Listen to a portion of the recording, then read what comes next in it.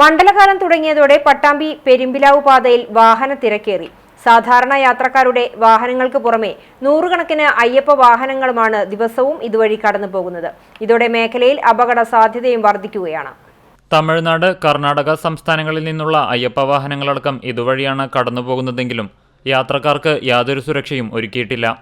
കുത്തനെയുള്ള ഇറക്കങ്ങൾ, വീതി കുറഞ്ഞയിടങ്ങൾ, തകർന്നുകിടക്കുന്ന റോഡ് ഇവയൊക്കെ താണ്ടി വേണം വാഹനങ്ങൾക്ക് കടന്നുപോകാൻ. അപകട മേഖലകളിലടക്കം മുന്നറിയിപ്പ് ബോർഡുകളുണ്ടെങ്കിലും അവ പെട്ടെന്ന് തിരിച്ചറിയാൻ കഴിയാത്ത നിലയിലാണ്. പാതയുടെ തുടക്കത്തിൽ കുപ്പിക്കഴുത്തായി പട്ടാമ്പി പാലമുണ്ട്. പട്ടാമ്പി പാലത്തിന് മുൻപായി വിവിധ ഭാഷകളിൽ ദിശാബോർഡുകൾ സ്ഥാപിക്കേണ്ടതും ആവശ്യമാണ്.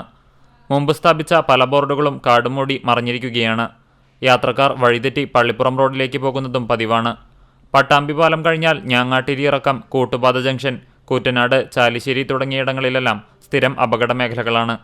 പട്ടാമ്പി പാലം മുതൽ ഞാങ്ങാട്ടിരി കടവ് റോഡ് വരെ വീതിയുള്ള റോഡാണെങ്കിലും പിന്നീട് കൂറ്റനാട് ആമക്കാവ് റോഡ് വരെ വീതി തീരെയില്ല. രണ്ട് വലിയ വാഹനങ്ങൾ വന്നാൽ ഗതാഗതം കുരുങ്ങും.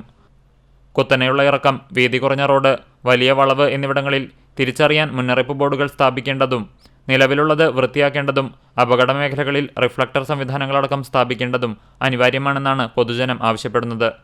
CCTV news Thrithala.